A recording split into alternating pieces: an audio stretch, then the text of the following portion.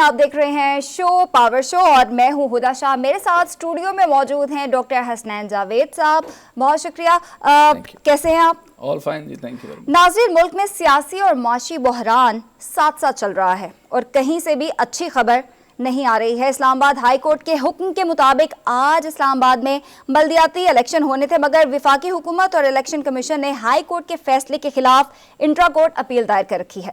विफाकी हुकूमत ने तो पहले ही इलेक्शन कमीशन को सिक्योरिटी फराहम करने से माजरत कर ली थी और कहा था कि इलेक्शन अमला भी फौरी तौर पर दस्तयाब नहीं है। वज़ीर दाखिला राना सनाउल्लाह की बात की जाए तो उन्होंने तो पहले ही कह दिया था कि 4 से 5 महीने तक बल्दियाती इंतखाबात नहीं हो सकते हैं। दूसरी जानिब पीटीआई हुकूमत के खिलाफ महंगाई के खिलाफ जो है वो सड़कों पर आने को तैयार है, लेकिन इस वक्त सबसे ज़्यादा जो बहरान है वो आटे का बहरान है जो सर उठा रहा है। आटा 125 से 130 रुपये और रोटी की कीमत 25 रुपये तक बढ़ा दी गई है। और पोल्ट्री फीड फैक्ट्रीज की बात की जाए तो सोयाबीन की अदम दस्तयाबी की वजह से वो भी बंद हो रही हैं। विफाक क्या कर रही है, सूबाई हुकूमतें क्या कर रही हैं, इन तमाम तर मामलात पे आज के शो में हम बात करेंगे।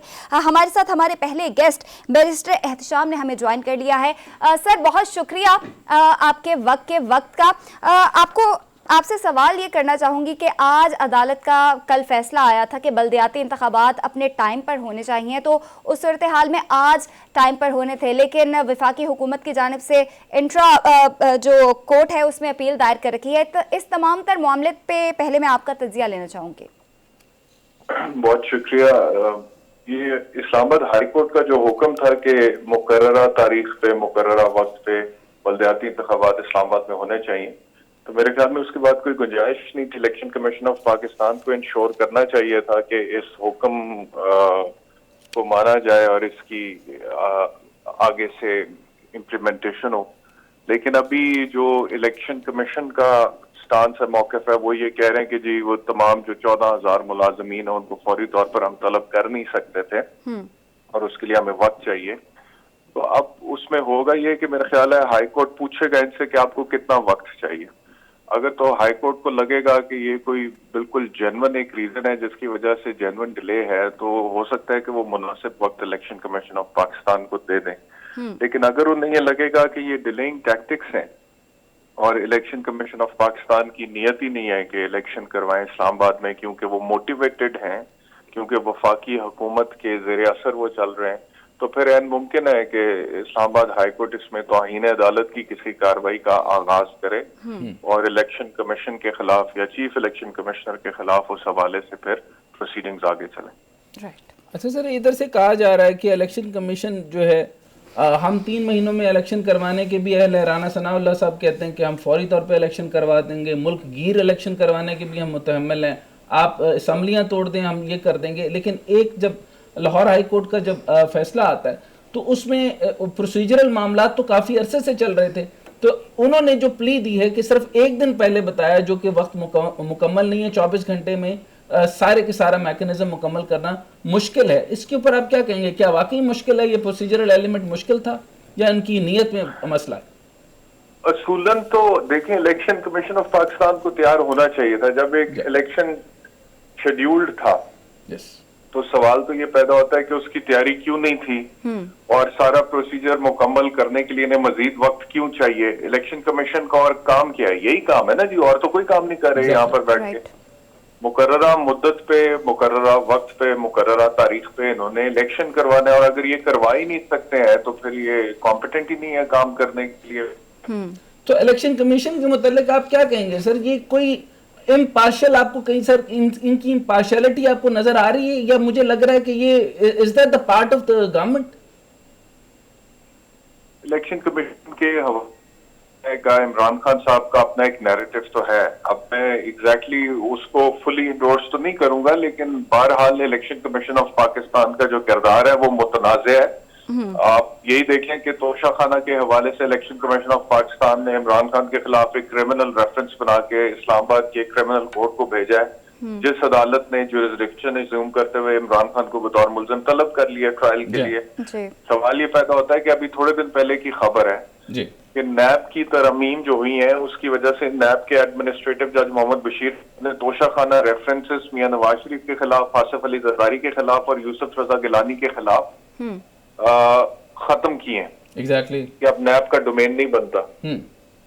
तो लेकिन नैब का तो चले ठीक है, आपने अमेंडमेंट्स कर ली हैं, डोमेन नहीं बनता, लेकिन किसी का तो बनता है, और अगर कोई बनता है तो वो इलेक्शन कमीशन ऑफ पाकिस्तान का बनता है। तो क्या इलेक्शन कमीशन ऑफ पाकिस्तान जिस तरह तोशाखाना पे इमरान खान के खिलाफ प्रोसीड कर रहा है, वो नवाज शरीफ और आसिफ जरदारी और यूसुफ रजा गिलानी के खिलाफ भी प्रोसीड करेगा? अभी तक तो नहीं कर रहा। बहुत वैलिड क्वेश्चन है सर। नहीं होगा तो फिर उंगलियां तो उठेंगी। लेकिन सर साथ ये भी बताइए कि जब इलेक्शन कमीशन जो है मुतनाज़िया भी है और खान साहब इन्हीं के साथ फिर इलेक्शन में भी जाएंगे, तो प्रोसीजर क्या बनेगा? मार्च के बाद फिर से, अव्वल तो इलेक्शन ये करवाने के मूड में ही नहीं है, मार्च के बाद अगर इलेक्शन करवाते भी हैं तो ये मुतनाज़ा इलेक्शन कमीशन ही के जरिए खान साहब एग्री हो जाएंगे इस मामले में? ये तो इमरान खान बेहतर बता सकते हैं या पीटीआई बेहतर बता सकती है, लेकिन मेरे ख्याल में इस वक्त उनका कॉन्फिडेंस लेवल बहुत हाई है और उन्हें लगता ही है कि जिस तरह के भी इलेक्शन होंगे जीत उनकी होगी, क्योंकि कुछ चीजें ऑप्टिक्स इस्टेब्लिश हो जाते हैं ना। मिसाल के तौर पे नजर आ रहा है कि लोगों की बहुत बड़ी तादाद इस वक्त इमरान खान को सपोर्ट कर रही है, जुड़ी हुई है। ज़िमनी इंतखाबात में जिस तरह से वो सीटें जीते हैं, बावजूद इसके कि वो ऑपोजिशन में थे, बावजूद इसके कि वो पार्लियामेंट से बाहर आ चुके हुए थे, बावजूद इसके कि उन हलकों के लोगों को ये पता था कि हम इमरान खान को वोट दे रहे हैं तो पार्लियामेंट में नहीं जाएगा, लेकिन वो फिर भी जीत गए। तो इस वजह से उन्हें मेरे ख्याल में लगता है कि किसी भी हालात में इलेक्शन हो, जब भी होंगे, पीटीआई जीतेगी। ठीक है एहतशाम साहब, टीवी टॉक शोज की बात करें तो उसमें माइनस इमरान खान की बातें हो रही हैं। क्या ये इतना आसान है इमरान खान को सियासत से फारिग कर देना? क्या माइनस इमरान खान हो सकता है? आप क्या कहेंगे इस पर? मेरे ख्याल में एक बहुत ही इमेच्योर अमल होगा अगर होता है, और मेरे ख्याल में एक ये अब लेबोरेटरी तो नहीं है ना, ये मुल्क एक तजर्बागार तो नहीं है, इसमें पहले बहुत सारे तजर्बे हो चुके हुए हैं। -1 फॉर्मूला बड़ी दफा अप्लाई हो चुका हुआ है, उसके जो नताइज निकले हैं वो भी आपके सामने है। तो अगर ये करेंगे तो मुझे तो लगता है कि सियासी तौर पे इमरान खान मजीद मकबूल हो जाएंगे। इस तरह की किसी भी मुतनाज़ा फैसले के नतीजे में उनकी फॉलोइंग बढ़ेगी, क्योंकि ये तो सबको नजर आ रहा है कि फिलहाल वो पॉपुलर हैं, वो मकबूल हैं। तो अगर किसी टेक्निकल ग्राउंड पे उनको नॉकआउट करके रेस से ही बाहर निकाला जाता है, जो कि आसिफ अली जरदारी साहब पहले कह चुके हैं कि जी इलेक्शन से पहले वो नाअहल करार दिए जा सकते हैं। अच्छा बैरिस्टर साहब, ये फरमाइएगा कि आपने बड़ी पर्टिनेंट बात की, ये बताइएगा कि जो पॉपुलैरिटी है और जो आपके जो इलेक्शन डायनामिक्स हैं और जो पोलिंग फैक्टर्स हैं, ये बिल्कुल फर्क चीजें हैं या एक जैसी चीजें? अनफॉर्चुनेटली आप की बात से मुझे इत्तेफाक इसलिए करना पड़ेगा कि तारीखी एतबार से तो फर्क है। जो पोलिंग स्टेशंस हैं, पोलिंग बूथ्स हैं, इलेक्शन डे की अपनी एक साइंस है, उस दिन क्या होता है क्या नहीं होता, अब उसमें सारी मैल प्रैक्टिस है ना जी। एग्जैक्टली। ये मैल प्रैक्टिस के जरिए से जो मकबूल आदमी है वो इलेक्शन ना जीते और कोई और जीत जाए और मामला मुख्तलिफ नताइज सामने आ जाए, तो ये तो हमारे सिस्टम की रुसवाई है और सिस्टम का फ्लॉ है जो कि दूर होना चाहिए। अच्छा सर, एक आवाज उठ रही है, मैं चंद आईनी बातें आपकी मौजूदगी का और बहुत बहुत शुक्रिया आपके आमद का। सर ये बताइएगा, मैं बहुत पर्टिनेंट सवाल करने वाला हूँ कि एक माशी इमरजेंसी का बात हो रही है, दूसरी आपकी जो है वो बॉर्डर पे इंसर्जेंसी है, तीसरी जो आपकी जो माशी हालत, और आप देखें कार्टेल बन रहे हैं, आटे का मामला है, गंदम का मामला है, और एडमिनिस्ट्रेटिव कंट्रोल बिल्कुल लूज हो चुका है। इसके ऊपर से 2-3 बातें आ रही हैं कि एक तो 6 महीने के लिए जो है वो गवर्नमेंट लाई जाए, जिसको केयर टेकर का नाम दे दिया जाए, जिसे आर्टिकल 232, 33 और 34 जिसके तहत इमरजेंसी लाई जाएगी, इस पर बात की जा रही है। दूसरा, इसके आगे जो बात की जा रही है कि गवर्नर के साथ मिलकर जो है वो एक अलग प्लान बनाया जाएगा। वो आर्टिकल्स कौन से हैं जिसके अंदर ये 3 साल तक भी हुकूमत को खींच सकते हैं? फरमाइएगा सर। नहीं, ऐसा कोई आर्टिकल नहीं है। ये गलत फहमी है कि जी केयर टेकर सेटअप की कोई आईनी गुंजाइश मौजूद है, ऐसा बिल्कुल भी नहीं है। आइन बड़ा क्लियर वाज़ेह है। अगर वक्त से पहले असेंबली तहलील होती है तो 90 दिन में इलेक्शन होने हैं, और अगर मुकर्ररा वक्त पे असेंबली खत्म होती है तो फिर 60 दिन के अंदर इलेक्शन होने हैं। इससे ज्यादा बट व्हाट अबाउट माशी इमरजेंसी सर? ये जो इमरजेंसी को प्ली बना रहे हैं कि इस वक्त जो पूरी हालत जो है वो आर्टिकल का जिक्र भी कर रहे हैं, जो 232, 33 और 34, यानी इन केस जो है वो 6 महीने का फैक्टर तो वो कह रहे हैं कि कानूनी तौर पर भी हमें लगा सकते हैं। नहीं, वो उसकी इमरजेंसी जो है वो उसकी जो प्री रेक्विजिट्स हैं वो पूरे नहीं होते ना। क्या पाकिस्तान में कोई जंग चल रही है किसी और बैरूनी कुव्वत के साथ, कोई जंग व जदल हो रहा है? वो ऐसी बात तो नहीं है। सिर्फ ये है कि इंटरनली पॉलिटिकली एक क्राइसिस है, बिल्कुल है। इकोनॉमिक चैलेंजेस हैं, बिल्कुल हैं। अगर इस तरह पे आप इमरजेंसीज लगाने लगे, इमरजेंसी लगाने का मतलब यह है कि आप फंडामेंटल राइट्स को सस्पेंड कर रहे हैं कॉन्स्टिट्यूशन में जो अदरवाइज दिए होते हैं। तो फिर तो यहाँ पे बराए नाम ही जमहूरियत रह जाएगी ना। अच्छा, इसी के साथ मतलब एक एक्सटेंडेड सवाल, एक आवाज उठ रही है कि एक टेक्नोक्रेटिक सेटअप और टेक्नोक्रेटिक गवर्नमेंट, जेनेरिकली जरा फरमाइएगा जरा आम लोगों के लिए कि जब हम ये बात करते हैं कि right person for the right job जब तक नहीं होगा तो डायरेक्शंस भी ठीक नहीं होगा, तो आप इससे एग्री करते हैं कि अब तक जिस तरह की भी पार्लिमानी निजाम के तहत जो मिनिस्टर्स आ रहे हैं और उनके नीचे जो ब्यूरोक्रेसी काम करती है वो टेक्निकली वो right person for the right job है? नहीं, ये कहना तो दुरुस्त ही होगा, क्योंकि अगर right person for the right job वाली सूरत हाल पाकिस्तान में होती तो आज भी ये हालात तो ना होते ना। Right. असल में निजाम कोई भी है, जमहूरियत है या कोई दूसरा निजाम है, पार्लियामेंट्री फॉर्म ऑफ गवर्नमेंट है या प्रेसिडेंशियल फॉर्म ऑफ गवर्नमेंट है, जब तक सिस्टम में मेरिटोक्रेसी को आप इंश्योर नहीं करेंगे तब तक मस्बत नताइज आएंगे नहीं किसी भी इंतजामी ढांचे के। मैं कई दफा कह चुका हूँ कि जमहूरियत को छोड़ के बाकी मुल्कों में जहाँ पे जमहूरियत नहीं भी है, आप देखें उन्होंने भी तरक्की कर ली है। एग्जैक्टली, चाइना, चीन में वन पार्टी सिस्टम है। Yes. आप उनको देख लें या दुबई को देख लें या दीगर और ममालिक इस तरह के हैं जहाँ पे प्रेसिडेंशियल फॉर्म ऑफ गवर्नमेंट है, लेकिन वहां पे कम से कम सिस्टम में उन्होंने अगर मेरिटोक्रेसी को इंश्योर कर दिया तो उसके मस्बत नताइज आ जाते हैं। अच्छा सर, शुरू में खान साहब जब ये बात करते थे, खान साहब जब मेरिटोक्रेसी के ऊपर बात करते थे, लेकिन ऐसा मामला बना कि जहां पे जो फवाद चौधरी साहब का साइंस से कोई ताल्लुक ही नहीं था, उनको साइंस पे लगा दिया गया। शिबली फराज साहब को साइंस से कोई ताल्लुक नहीं था, उनको साइंस में लगा दिया गया। तो सारी ही आप मिनिस्ट्रीज उठाकर देख लें, उनकी भी दौरे हुकूमत में कोई भी जो है वो स्ट्रक्चर रिफॉर्म्स नहीं किए गए। इस पर आप क्या कहते हैं? और फिर मेरिटोक्रेसी का आइडिया तो वही रह गया जिस बुनियाद पर वो आए थे। अच्छा, इसमें मेरा थोड़ा सा मौक़िफ़ मुख्तलिफ इस वजह से है कि एक मिनिस्टर, मैं नहीं समझता कि उसका 100% एक एक्सपर्ट होना जरूरी है, because I think it is more of N administrative job. तो मैनेजरियल पॉइंट ऑफ व्यू से अगर कोई बंदा कॉम्पिटेंट है वो मिनिस्टर लग सकता है। हाँ, लेकिन ठीक है, बुनियादी साइंस का नॉलेज वगैरह होना जरूरी है। लेकिन यही बात अब ये लोग कर रहे हैं। देखें कि नजम सेठी साहब का क्रिकेट से कोई ताल्लुक नहीं है। जी, उसका बिल्कुल ताल्लुक नहीं है सर, यही तो गलत हुआ। तो लेकिन मैं समझता हूँ कि चेयरमैन पीसीबी भी एडमिनिस्ट्रेटिव जॉब है।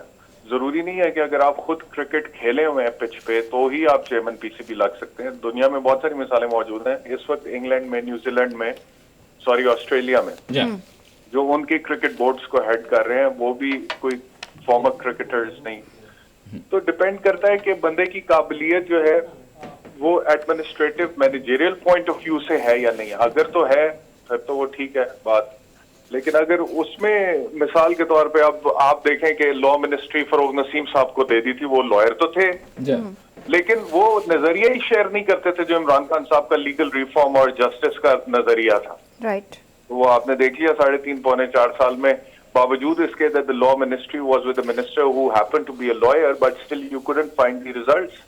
अच्छा सर, आईनी तौर पे what's your take on it कि आपको क्या लगता है कि अगर माशी इमरजेंसी भी नहीं लगानी, टेक्नोक्रेटिक सेटअप भी नहीं लगाना और पॉलिटिकल स्टेबिलिटी भी नहीं आनी और हमारी मईशत जो है वो तकरीबन आपने रिजर्व देख लिए 5.8 पर गिर गए हैं, तो और $3 बिलियन ऑलरेडी जो है वो कर्ज है और उसके अंदर भी कर्ज है। So we are very much near to default और नो डिफॉल्ट, आप उसको कुछ भी हम बना सकते हैं। इस पॉइंट इन ऑर्डर के ऊपर आप क्या समझते हैं गवर्नेंस स्ट्रक्चरल डेवलपमेंट क्या करे, क्या स्ट्रक्चरल चेंज लाए? देखिए, इनके पास स्ट्रक्चरल चेंजेस लाने का वक्त है नहीं, इनके पास तो बहुत थोड़ा वक्त है और उसमें इन्होंने डिसाइड ये करना है कि ये 8 महीने ऐसे निकालने हैं या फिर कोई 2-4 महीने पहले इलेक्शंस करा देंगे। सर इस हुकूमत को अगर छोड़ भी दें तो अगले अगर खान साहब फोर्स से अगर खान साहब भी आते हैं, is he ready for all that? I don't think so. उनकी जो तैयारी है, पहले भी वो कहते थे कि बहुत जबरदस्त है और टीम बेहतरीन पाकिस्तान की टीम मेरे पास है, लेकिन उसके बावजूद जब वो हुकूमत में आए हैं तो हमने देखा है कि वो ऊपर नीचे बहुत सारी उन्हें तब्दीलियां करनी पड़ी हैं और बार-बार कई दफा यही कह चुका हूँ कि ये जो टाइम है जो पीटीआई को मिल रहा है इसको इन्हें यूटिलाइज मैक्सिमम करना चाहिए तैयारी के लिए। ठीक। मतलब कि वो जलसे जुलूस और लॉन्ग मार्च अपनी जगह पे है, लेकिन कि अगर अल्लाह की तरफ से आपको मौका मिल गया, आप मकबूल हैं दोबारा, राइट। अब व्हाइट पेपर इमरान खान को मंगवाने चाहिए हर उस बंदे से जिसको उन्होंने अपने ज़हन में टारगेट किया हुआ है फॉर मिनिस्ट्री, के जो जिसके बारे में सोचा हुआ लॉ मिनिस्टर होगा, उससे कहें कि मुझे एक व्हाइट पेपर, जस्टिस सिस्टम यहाँ का पाकिस्तान का रिफॉर्म हो सकता है। यानी प्रेपरेशन इसी तरह कर लेनी finance- चाहिए और माशी मंशूर के साथ शेडो मिनिस्ट्रीज की भी फॉर्मेशन बना लेनी चाहिए। जी बिल्कुल, मैं समझता हूँ कि ये तैयारी का वक्त है और उन्हें तैयारी में इसको कंज्यूम करना चाहिए। ठीक है, बैरिस्टर एहतिशाम तज्ज़ियाकार हमारे साथ मौजूद थे। सर बहुत शुक्रिया, आपके वक्त का एक ब्रेक लेंगे, ब्रेक के बाद वापस आते हैं। बैक नाज़रीन, और पीटीआई का बल्दियाती इलेक्शन ना करवाने पर इलेक्शन कमीशन को फारिग करने का मुतालबा किया गया है। इसी हवाले से शीरी मज़ारी ने भी कहा है कि इलेक्शन कमीशन की जानिबदारी पर ज़रा भी शुबा था वो बेनकाब हो गया है। और असद उमर ने भी अपने बयान में ये कहा है कि आओ हमारा मुकाबला करो, वोटर्स तुम्हारा इंतजार कर रहे हैं। इसी सूरत हाल पे बात करने के लिए हमारे सेकंड गेस्ट ने हमें ज्वाइन कर लिया है। हसन खावर साहब हमारे साथ मौजूद हैं। सर बहुत शुक्रिया आपके वक्त का। कल अदालत का फैसला आया था और उन्होंने कहा था कि आज जो बल्दियाती इलेक्शन है वो हो जाने चाहिए, लेकिन हुकूमत की जानिब से अगेन डिले हो गया है और अपील दायर कर दी गई है। आप इस सारी सूरत हाल में क्या कहेंगे? जी बिस्मिल्लाहिर्रहमानिर्रहीम। देखिए बात यह है कि ये तो खेल अब लोगों के सामने बड़ा क्लियर हो गया है। लगता ये है कि हुकूमत और इलेक्शन कमीशन जो है वो एक ही टीम के दो प्लेयर हैं और जैसे एक दूसरे को आपस में ही गेंद पास करके ना पास अपने आप को दे जा रहे हैं और अवाम को सिर्फ ये खेलना चाहते ही नहीं। पहले हुकूमत ने कहा कि जी हम इलेक्शन नहीं कराना चाहते, फिर इलेक्शन कमीशन ने बहाना बनाया, उसके बाद अब जब अदालत के क्लियर अहकामात थे कि इलेक्शन करवाए जाएं, इन्होंने अदालत के अहकामात को हवा में उड़ा दिया और इलेक्शन ना करवाने की ठान ली। और उसकी वजह क्या है कि ये अवाम से डरे और किसी सूरत भी ये इलेक्शन से बचना चाहते हैं। हम इसीलिए अदालत भी गए हैं और मेरे ख्याल में इससे ये बात भी बड़ी वाज़ेह हो गई है कि चीफ इलेक्शन कमिश्नर का जो किरदार है वो बिल्कुल पार्टिजन है, वो बिल्कुल हुकूमत की जो गेम है वो खेल रहे हैं और जो उनका एक आईनी किरदार है वो ना सिर्फ वो अदा नहीं कर रहे बल्कि उनके तमाम जो अमाल हैं, उनके जो एक्शंस हैं वो अपने आईनी रोल से मुतसादिम है। और मैं समझता हूँ कि बहुत ही संगीन बात है पाकिस्तान के। सर आपके मुताबिक जैसे आपने कहा कि ये जो इलेक्शन कमीशन है ये जानिबदार है, इज दैट राइट? जी जी बिल्कुल बिल्कुल। अच्छा, अगर ये जानिबदार है सर, तो जब हम इलेक्शन करवाने जाते हैं या सड़कों के ऊपर लाएंगे और आवाम वोट के लिए तैयार होगी तो इलेक्शन किसने करवाने अगर ये गैर जानिबदार ही नहीं है और इनसे पहले रिफॉर्म्स ही हुए? देखिए बात यह है कि इलेक्शन तो ये कोई भी नहीं करवाना चाह रहे ना। अब ये बात आपकी बिल्कुल ठीक है कि ऐसे मुतनाज़िर इलेक्शन कमीशन के ज़ेरे साया जो भी इलेक्शन होंगे उस पर अवाम का एतमाद जाहिर है कि कम होगा। लेकिन इस वक्त तो सूरत हाल ये है कि इलेक्शन कहीं भी हो, किसी भी लेवल पे हो, किसी भी जगह हो, इनकी जान जो है इलेक्शन से जा रही है। और पहली बात तो ये है कि इस वक्त आईनी जिम्मेदारियां कोई नहीं निभाई जा रही। लेकिन मैं भी आपकी बात से मुत्तफिक हूँ। मेरे ख्याल में थोड़ी सी उनको लाज रखनी चाहिए अपने दफ्तर की और फौरी तौर पर अपने ओहदे से उनको मुस्तफी हो जाना चाहिए। अच्छा, ये बात सर बड़ी दुरुस्त है क्योंकि 4 साल पहले भी जो है वो बात इसी तरह थी। इससे पहले भी कई हुकूमतों ने ये बात की कि इलेक्शन जानिबदार जो पार्टिजन होना चाहिए वो उस तरह से नहीं है इलेक्शन कमीशन। इतना बड़ा क्वेश्चन मार्क होने के बाद भी हम चाहते हैं कि इलेक्शन हो। दूसरा सवाल से पहले जब मैं आऊंगा उस बात पे कि जब मैं बात आएगी कि टेक्नोक्रेटिक हुकूमत की तरफ, मैं उस पर आता हूं, लेकिन उससे पहले आप पर इल्जामात कुछ हैं। वो ये कि स्पीकर के पास जब गए तो उन्होंने कहा कि अराकीन जो हैं वो अभी भी तनख्वाहें भी ले रहे हैं और पीटीआई के जो मामलात हैं वो उसके अंदर वो इस्तीफे देना भी नहीं चाहते और 90% से ज्यादा लोग जो हैं वो इस्तीफा नहीं देना चाहते। इस पर क्या फरमाएंगे? अच्छा देखिए, पहली बात तो यह है कि तनख्वाहों के हवाले से जो बात की है, मेरा नहीं ख्याल वैसे स्पीकर ने ऐसी बात की है क्योंकि ये बात फैक्चुअली गलत है और उनको पता है कि हमारे कोई भी जो अरकान असेंबली है वो तनख्वाह नहीं ले रहे। दूसरी बात यह है कि अगर कोई इस्तीफा देना चाहता है या नहीं देना चाहता, ये कोई अल्हाम तो हो, ये तो वहां पे खड़े होकर लोगों ने हाथ उठा के बताया है। और जिन 11 लोगों ने इस्तीफा जिनका इन्होंने मंजूर किया है उन्होंने क्या किया है, उनकी नीयत का इनको कैसे इल्म हो गया? तो जो प्रोसेस वहां चलाया था वही प्रोसेस जो है बाकी जगह भी चलाना चाहिए। तो ये सिर्फ हीले बहाने हैं इसको डिले करने के। मेरा ख्याल है बस ये इस्तीफे मंजूर नहीं करना चाहते, ये पूरी कौम के सामने है ये बात, और कोई बात नहीं है। अच्छा सर, अब जिस तरीके से इलेक्शन कमीशन की बात की, अब दूसरी बात ये बताइए कि परवेज इलाही साहब ने जो 45 सीटों की बात की, क्या बात तय नहीं हुई जो फवाद चौधरी साहब ने on behalf of I don't know वो कैसे कह लेते हैं कि वही वाहिद स्पोक्स पर्सन है खान साहब के जो वो कह रहे हैं कि अब हम सड़कों पर आएंगे, इसका मतलब है परवेज इलाही साहब से कोई एडजस्टमेंट नहीं हो सकी? नहीं, परवेज इलाही साहब तो हमारे साथ हैं। ये तो आपने बिल्कुल देखा नहीं ख्याल की इसमें तो हकीकत है। वो तो हमारी हल्का बाय हल्का उनसे बात हो रही है, हमारे साथ हैं, हमारे साथ चलेंगे। और बाकी ये है कि फवाद चौधरी साहब जो है वही पार्टी का मौकफ देते हैं, जो ऑफिशियल मौकफ होता है वही बाहर आके बयान करते हैं। तो वो जो बात कर रही होती है वो बेसिकली पार्टी का मौकफ है।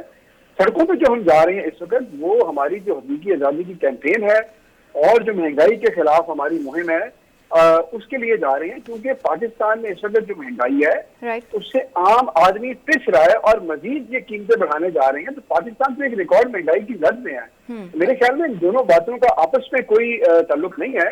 परवेज इलाही साहब वगैरह हमारे साथ चल रहे हैं, वोट ऑफ कॉन्फिडेंस लेंगे और उसके बाद हमारा मकसद यही है कि हम असेंबली की तहलील की जानिब बढ़ें।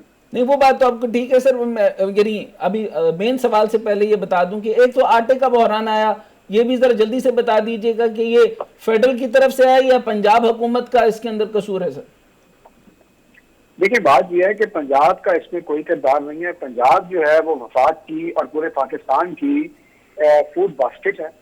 और बेसिकली इस वक्त बात यह है कि पंजाब में जो भी आटा प्रोक्योर होता है, जो यानी गंदम प्रोक्योर होती है और रिलीज होती है, वो पूरे पाकिस्तान के अंदर जो है वो जा रही है, कहीं स्मगल हो रही है। और आपको पता है कराची में इस वक्त जो है वो 20 किलो का आटे का थैला जो है वो 2500 रुपए में मिल रहा है। तो जाहिर है कि सारी गंदम जो है वो फिर स्मगल हो रही है वहां पे। मेरे ख्याल में इस बात के अंदर जो बुनियादी मसला है वो महंगाई है, वो बढ़ती हुई कॉस्ट ऑफ प्रोडक्शन है, इसकी हर जगह पे प्रेशर है। और उस वजह से जैसे सोयाबीन के अंदर जीएमओस का इशू है और आपने बैन कर रखा है, और वो जो है वो एनिमल फीड के लिए भी जरूरी है। इधर वफाक का जो है वो और मामला है, तारिक बशीर चीमा साहब कुछ और कह रहे हैं, इधर पंजाब की हुकूमत कुछ और कह रही है, लेकिन ओवरऑल आटे का बहरान तो है ना सर?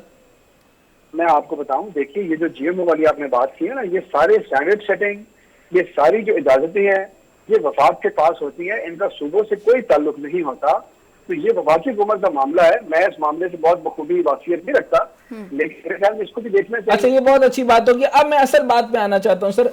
अब ये बताइए कि जैसे जो रिफॉर्म्स आने चाहिए थे वो नहीं आए, मेरिटोक्रेसी की खान साहब ने बात की वो नहीं आ सकी, right person for the right job, बहुत सारी मिनिस्ट्रीज और अंडर द मिनिस्ट्री और ब्यूरोक्रेसी के अंदर टेक्नोक्रेटिक सेटअप एक किस्म का आना था जिसके लिए खान साहब को लोगों ने वोट दिए थे, वो भी नहीं आ सका। अब हालत जो पहुंच गई है सर, 5.8 के ऊपर आप रिजर्व्स आ गए और नीचे गिर रहे हैं। $3 बिलियन ऑलरेडी आपकी उधार है सऊदी अरब का, जो विंडो ड्रेसिंग के लिए।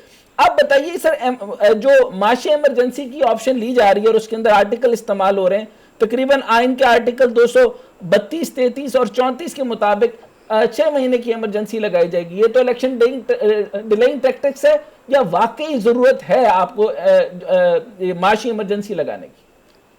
देखिए, मैं दो चीजें कह रहा हूँ, बताता हूँ आपको। पहली बात तो आपने पूरा फैसला सुना दिया ना कि ये भी नहीं हुआ वो भी नहीं हुआ। मैं आपको सिर्फ ये दरख्वास्त करता हूँ कि पाकिस्तान तहरीक इंसाफ की हुकूमत की क्या काबिलियत थी या नहीं थी, वो मौजूदा हुकूमत का शाया करदा जो इकोनॉमिक सर्वे ऑफ पाकिस्तान है वो खोल के पढ़ लें। इस हुकूमत ने शाया किया और आप देख लें कि पाकिस्तान के ग्रोथ फिगर्स कहाँ पे थे। देखें, एक बात आप समझें कि एहसास दार ने पहले भी जब गए थे पाकिस्तान का रिकॉर्ड करंट अकाउंट खसारा छोड़ के गए थे। पाकिस्तान को तो मसला ही जरे मोबाइल इसाकदार साहब तो फेल हो गए सर, इसाकदार फेल हो चुके। मैंने उनको बहुत ज्यादा क्रिटिसाइज किया, इसाकदार साहब कंप्लीट फेल हो गए। आप करना क्या?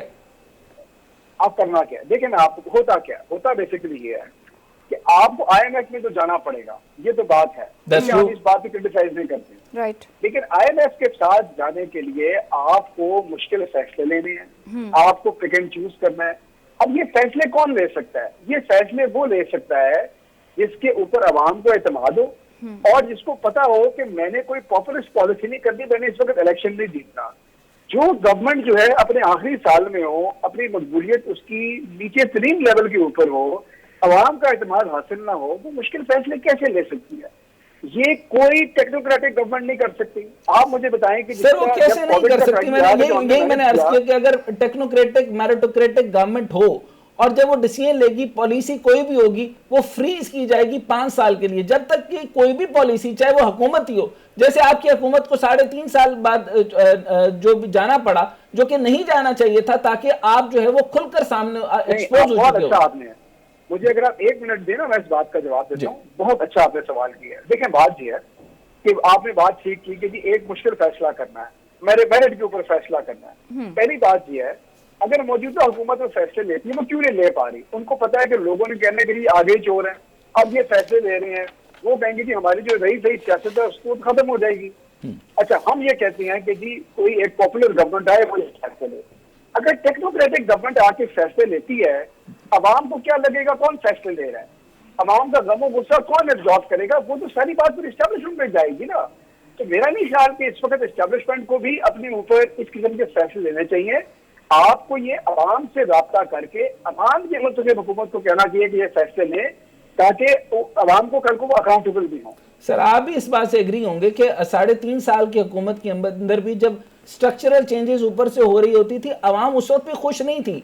महंगाई की शरह इसी तरह बढ़ रही थी, डॉलर 180 का था, वो अपवर्ड ट्रेजेक्टरी की तरफ ही जा रहा था। हमने बहुत सारी बातें कर रहे थे, लेकिन एक ही उम्मीद थी कि ये शायद बेहतर कर लेंगे, लेकिन कुछ भी नहीं हो सका। यानी अवाम के हाथ में कुछ नहीं हुआ, और रोटी 15 रुपए की हुई, अब 25 रुपए की हो जाएगी। तो फर्क क्या बना सर इस ट्रेजेक्टरी में? आप कैसे देखते हैं? और मेरिटोक्रेसी का प्रॉब्लम क्या है सर? नहीं, बहुत फर्क पड़ा, मैं आपको बताता हूँ। लेकिन ये बात आपकी ठीक थी। मुश्किल फैसले तो कोई भी हुकूमत करेगी तो अवाम को ज़ाहिर तकलीफ होगी, तो वो अनपॉपुलर डिसीजंस होंगे।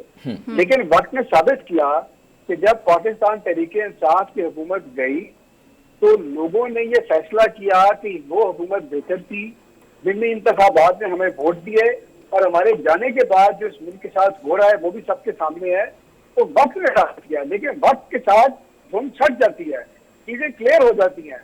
तब इन्फ्लेशन फिर भी कंट्रोल थी, महंगाई थी। आज जो महंगाई है उसका तो नामो निशान नहीं था पहले। नहीं सर, आपको नहीं लगता तो लोग आज हमारे साथ खड़े हैं। सर, आपको नहीं लगता जो उस जमाने में जो IMF ने इंस्ट्रक्शंस दी थी, उसके अगेंस्ट जाकर लेवीज भी दी गई और उसके बाद सब्सिडीज भी दी गई जो कि नहीं देनी चाहिए थी, और कई ऐसे डिसीजन जो कि लेने पड़ गए, जो कि पॉलिटिकल यानी गेन के लिए लेने पड़े, जो नहीं लेने चाहिए था? आपको नहीं लगता कि कई डिसीजन गलत हुए? मैं ये बिल्कुल नहीं समझता। उसकी वजह ये देखें, ये है कि एक पॉलिटिकल गवर्नमेंट का ये काम है to create the right balance. मैं तो आज भी आपसे कह रहा हूँ कि IMF को हमने बताना नहीं है। हम कोई PDM की तरह नहीं है कि जब अपोजिशन में बैठे तो हम पाकिस्तान में नुकसान करें कि जी IMF हो। IMF के प्रोग्राम की पाकिस्तान को जरूरत है, उनसे बात करनी पड़ेगी। लेकिन जरूरत इस बात की है कि आप एक बैलेंस क्रिएट करें, IMF से बात करें, जहां हो सकता है वहां आवाम को रिलीफ दें।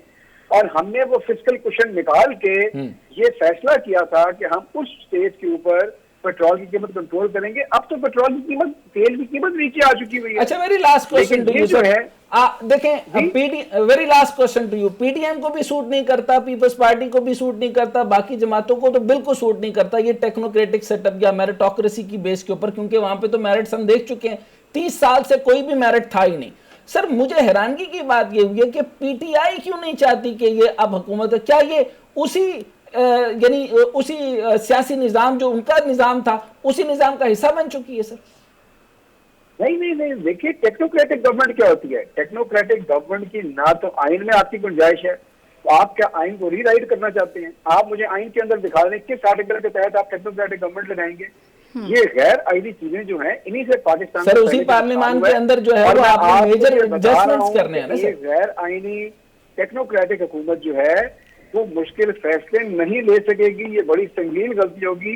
इस वक्त पाकिस्तान को सियासी और मुआशी इस्तेहकाम की जरूरत है। हम मजीद अदम इस्तेहकाम न पैदा करें। सर, टेक्नोक्रेट के ऊपर मैं यही बात करूंगा, जैसे 5 मिनिस्ट्रीज तो खाली रजाक दाऊद साहब के पास थी, तो वो भी तो एक टेक्नोक्रेट थे। तो सॉर्ट ऑफ 72 के करीब तो आपकी मिनिस्ट्री थी, उसी तरीके से टेक्नोक्रेटिक सेटअप थे। फिर right person for the right job क्यों नहीं आ सके? सर वो भी तो एक सॉर्ट ऑफ टेक्नोक्रेटिक। देखिए, नहीं, बड़ा फर्क है। अगर अवाम की मुंतखब शुदा हुकूमत है, वो अपना काम करने के लिए जिस मर्जी बंदे को एंगेज करे, उस पर हमें कोई हर्ज नहीं है। चाहे ये गवर्नमेंट भी एंगेज करे। इन्होंने कितने ज्यादा SAPM रखे हैं, हम तो ये नहीं कह रहे कि वो नहीं कर सकते, वो तो चले गवर्नमेंट का इस्तेहकाक है। मैं तो ये कह रहा हूँ कि ओवरऑल गवर्नमेंट जिसको अवाम ने मुंतखब ना किया हो, वो प्रिंसिपल आप बाहर नहीं लगा सकते कि क्योंकि जी एक मुंतखब हुकूमत में भी टेक्नोक्रेट लोग आते हैं तो हम पीछे से पूरी गवर्नमेंट ही टेक्नोक्रेट नहीं आए। वो पाकिस्तान के मसाइल का हल नहीं है, ना ही आज तक हुआ है, ना ही दुनिया में कहीं आपको ऐसी एग्जाम्पल मिलती है। तो सर आप इस सिचुएशन को माशी इमरजेंसी की सिचुएशन नहीं समझते? डेमोक्रेसी कभी आगे आती नहीं, मुझे ये बताइए सर आप ये बताइए कि ये जो सिचुएशन करंट सिचुएशन है इसको माशी इमरजेंसी की सिचुएशन आप तस्वर नहीं करते? नहीं, ये दो मुख्तलिफ बातें हैं, ये दो मुख्तलिफ बातें हैं। नहीं, अगर ये है सिचुएशन है, नहीं मेरी बात सुनो। माशी इमरजेंसी का मतलब ये नहीं है कि आप एक टेक्नोक्रेटिक गवर्नमेंट ले आए। बात यह है कि क्या इस हुकूमत के पास कोई प्लान है, क्या ये हुकूमत मुश्किल फैसले करने की अहल है, क्या इन्होंने मुआशी रिवाइवल के लिए कोई प्लान अवाम के सामने रखा है, और अगर नहीं रखा तो फिर पाकिस्तान किधर जा रहा है। इसलिए हर गुजरते दिन के साथ सिचुएशन जो है और आपकी सूरत हाल जो है वो गंभीर से गंभीर तर होती जा रही है। तो इसका मसले को कोई हल तो निकालना है, मसले का कोई हल तो निकालना है। जमात है, इलेक्शन अक्टूबर में, हम अक्टूबर में लड़ लेंगे, राइट, लेकिन आपके ख्याल में पाकिस्तान ऐसे चल सकता है और 10 महीने? ठीक है। रहनुमा तहरीक इंसाफ हावर साहब हमारे साथ मौजूद थे, आपका बहुत शुक्रिया। यहाँ एक ब्रेक लेंगे, ब्रेक के बाद वापस आते हैं। ब्रेक के बाद खुश आमदीद। और महंगाई की चूंकि बात हो रही है, आटा बहरान की हमने बात की, मुल्क में गंदम और आटे की कीमतें बेकाबू होती जा रही हैं। रोटी आम आदमी की पहुंच से अब दूर होती जा रही है। 15 रुपए की रोटी अब 25 रुपए तक पहुंच रही है। सरकारी अदाद-ओ-शुमार के मुताबिक आटे की कीमत में 3% तक इजाफा हुआ है, यानी इस हफ्ते में 20 किलो आटे का थैला जो है वो 200 रुपये उसमें इजाफा हुआ है। और ये बहरान कहाँ जाके रुकेगा किसी को नहीं मालूम है। इसी हवाले से हमें ज्वाइन किया है हमारे आज के गेस्ट ने चौधरी इफ्तिखार सिंधु साहब हैं, chairman flour mill association Punjab, हमारे साथ मौजूद होंगे। सर आपका बहुत शुक्रिया। लेकिन सर आपसे पहले मैं सवाल करना चाहूँगी, चूँकि हम पहले भी बात कर रहे थे मुआशी और सियासी जो सूरत हाल है जो भी चल रही है, आपसे ये पूछना चाहूँगी सूबाई हुकूमत क्या कर रही है, फेडरल गवर्नमेंट क्या कर रही है? अवाम परेशान है, अब तो रोटी को भी अवाम जो है वो तरसेगी। अच्छा, यही पीडीएम हुकूमत थी जो कि आपको याद होगा कि जब वो हुकूमत में नहीं थी तो 10 रुपए का जब रोटी हुई थी तो सारे मुल्क में भूचाल आ गया था और जो है वो ट्वीट्स जो है वो भरे पड़े थे और टॉप ट्रेंड बन गए थे। अभी हालत ये है कि जिस टाइम पर जब ये बहरान आया है तो इस टाइम पर कोई भी पूछने वाला नहीं है और कोई भी ये नहीं पूछ रहा कि मामला क्या बनेगा। फेडरल वाले कह रहे हैं कि वफाक का मसला नहीं है और वफाक वाले जो हैं वो कह रहे हैं कि सूबे का मसला है, पंजाब हुकूमत ने कार्टर्स बनाए हैं और ये सारा मामला उधर से बना है। अब एक तरफ देखा जाए कि इतना गैर मियारी आटा आ रहा है और ऊपर से इतना महंगा हो गया, 3 गुना उसकी कीमत बढ़ गई। एक रोटी जो 15 रुपए की जो थी वो मजदूर कहां से खाएगा और अब 25 रुपए की हो जाएगी। आप एक तो ये मैटर आ गया, दूसरा आप ये देखें कि आपका एडमिनिस्ट्रेटिव ग्लिच कितना है। हर शहर में आटा एक ही है, गंदम एक ही है, लेकिन हर शहर के अंदर उसके अलग अलग रेट है, कोई पूछने वाला नहीं। इस एडमिनिस्ट्रेटिव ग्लिच को जो है, इस मसले को जो वफाक की तरफ लेके जाना है या सूबे की तरफ लेके जाना है। अगर परवेज इलाही साहब सुन रहे हैं तो बिल्कुल इसके ऊपर फौरी तौर पे एक्शन लें, और अगर तारिक बशीर चीमा साहब सुन रहे हैं तो उसके ऊपर भी बताएं कि ये किसका ग्लिच है। और उसके बाद हम जो है वो हमारे साथ जो मौजूद हैं हम उनसे भी पूछते हैं कि फ्लोर मिल ताजरान और मालिकान क्या समझते हैं। वो कहते हैं कि जी इनकी तरफ से मालिकान की तरफ से जो है वो रकम का मामला अलग आ रहा है, वो कुछ और रकम पे बेचते हैं और देते किसी और रकम पे। असल मामला क्या है ये हम उनसे पूछते हैं। देखिए जी, फ्लोर मिल जो है, फ्लोर मिल मालिकान, ये तो इनके ऊपर तो कुछ 10 आपकी एजेंसियां हैं, आपके डीएफसी के नुमाइंदे हैं जो रोजाना जितनी गंदम देते हैं वो अपनी मौजूदगी में उतना आटा लेके तो वो जहाँ जहाँ कहते हैं हम लोग सप्लाई करते हैं। दूसरी बात ये है कि जब तलब रसद का मामला है, सिर्फ पिछले साल दिसंबर में आप ये देख लें कि 2021 में जो ये गंदम का कोटा पूरे पंजाब में था वो 2,50,000 बोरी था। ठीक है जी। अब आप दे रहे हैं दिसंबर में 2,05,000 बोरी। ठीक है जी। तो ये 45-50,000 बोरी का मामला, ये कम है तो आटा कैसे पूरा करेंगे? जैसे रोज बरोज आबादी बढ़ रही है और ये ऊपर से जो पंजाब गवर्नमेंट का और जो वफाक का थोड़ा सा मामला बना हुआ है, ये सारे उस वजह से थोड़ी परेशानी बने हुए हैं। जैसे पंजाब के हमारे सेक्रेटरी, इनको जैसे गवर्नमेंट ने कहा, बताइए सर वफाक का क्या मसला है और सूबे का क्या मसला है, कि ये मसला जरा अवामी तौर पे समझाइएगा। मैं आपको समझाता हूँ कि ये जब वफाक ने 2,70,000 बोरी का मुआहदा किया है रशिया से कि गंदम आएगी, राइट, वो इन्होंने कहा जब आपको आधी आधी करके देंगे, ये पूरी नहीं आई। मेरे ख्याल में ये हमारे जो वफाक के जो पंजाब के सेक्रेटरी हैं उनको ये खदशा है कि यहाँ जो हमारे पास जो गंदम पड़ी हुई है अगर हमने दे दी तो खुदा न खास्ता ये कमी ना हो जाए। ये 50,000 बोरी का जब तक कोटा पंजाब में नहीं बढ़ाया जाएगा तो ये दुकानदार इसी तरह करेंगे। जिन दुकानों पे माल देते हैं वो लोगों को आगे से ओवर चार्ज करके रेट से, तो वो जैसे 648 रुपए में ये पूरे पंजाब में एक रेट है। मैं कहता हूँ ये मैं आपको ये अल-ऐलान कहता हूँ कि कोई भी मिल वाला इससे ओवर चार्ज नहीं करता। कोई एक पकड़ के दिखाए, अगर ओवर चार्ज करता है तो वो दुकानदार करता है। और मैंने तो यहाँ पे भी ये अपने डिप्टी डायरेक्टर हजरात को और उनसे DFC साहबान से भी मीटिंग करके इनको कहा है कि आटे के पॉइंट बनाएं, ये दुकानों को देना कम करें। कोई मसला नहीं है, गंदम वाफर मौजूद है पास्को के पास। अच्छा, आपने यहाँ बड़ी इंपॉर्टेंट बात की है कि गंदम वाफर मौजूद है, आटा हमारे पास है, गल्ले का अभी कहत नहीं पड़ा, ऐसी बात है ना सर? जी ऐसी बात है, नहीं पड़ा। लेकिन जब आप देखें, मैं आपको वो पुरानी बात एक मुझे ज़हन में आ गई है, समझाता हूँ कि जैसे किसी ने कहा था ना जी एक शादी पे आए तो एक बकरा एक आदमी ने खाना है, तो किसी बुजुर्ग को नहीं लाना, सब जवान लाने हैं, तो वो एक बूढ़े आदमी को ले गए। तो उन्होंने कहा आगे ये शर्त है, उसने कहा उनको को एक एक पका के देते जाओ। वो 100 बकरा 100 आदमी खा गए थे। ये थोड़ी थोड़ी दे रहे हैं रोटी, कम गंदम दे रहे हैं, इस तरह पूरा नहीं होगा। 50,000 बोरी का डिफरेंट जो है पंजाब में वो पूरा कोई नहीं कर सकता। 50,000 बोरी का, 50,000 बोरी का, और इसके ऊपर चीफ सेक्रेटरी साहब ने अभी तक कोई जो है वो डिसीजन नहीं लिया और कोई एक्शन भी नहीं लिया। वो कुछ भी नहीं अभी तक इन्होंने कुछ, ये चौधरी परवेज लाई साहब ने थोड़ी को बढ़ाया इसमें कोटा, ये इसी दिसंबर के लास्ट में।